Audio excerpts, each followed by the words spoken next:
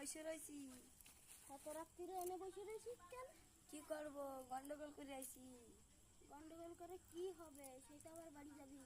বাড়ি যাব না, এনেই থাকবো রাত্রি। এই জায়গাতে জানিস, এই দেখ, এই চারো এরিয়াতে জানিস ওই গাছে ভূত।